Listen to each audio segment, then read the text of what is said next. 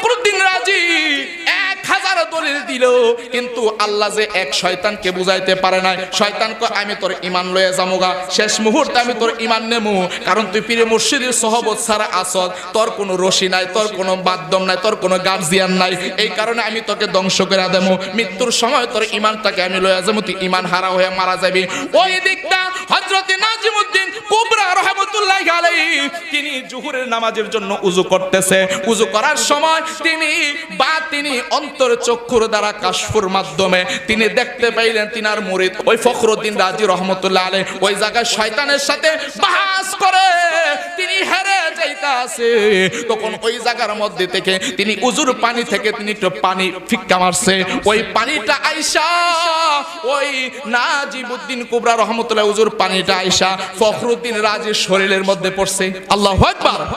অনেক দূর থেকে দিছে, এটা আল্লাহ পাকের একটা রহমত, একটা কারামতি শক্তি। জোরে বলেন সুবহানাল্লাহ। এই পানিটা আইসা পড়ছে আর ইমাম এই ফখরুদ্দিন রাজির কানের মধ্যে একটা আওয়াজ আসছে, বলতেছেন ও মুরিদ, ও ফখরুদ্দিন রাজি, তুমি শয়তানের সাথে যুদ্ধ কইরা তুমি ঈমান হারা হয়ে যাইতাছো। তুমি শয়তানকে বলো কোনো দলিল টলিল লাগতো না, বিনা দলিলে আমার আল্লাহ এক। জোরে কর না আল্লাহু আকবার, আর জোরে কর না আল্লাহু আকবার।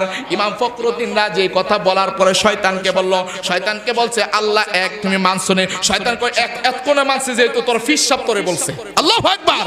আর ফিরের রশি ছাড়া যদি আপনি একা একা জিন্দেগি করেন, মৃত্যুর সময় আপনার ঈমান হারা হওয়ার সম্ভাবনা আছে না নাই? আরো জোরে বলেন আছে না নাই? তাই আমি আজকের ঘটনা থেকে আপনাদেরকে এটাই বুঝাইলাম যে একজন পীর মুর্শিদের হাতে বায়াতে রাসূল গ্রহণ করতে হবে, ওনার কাছ থেকে সবক আনতে হবে, আমল করতে হবে, তাহলে আপনারা মৃত্যুর সময় ঈমান নিয়ে মৃত্যুবরণ করতে পারবেন। জোরে কান আল্লাহু আকবার। আল্লাহ তাআলা আমাদেরকে বোঝার তৌফিক দান করে সবাই বলেন আমিন।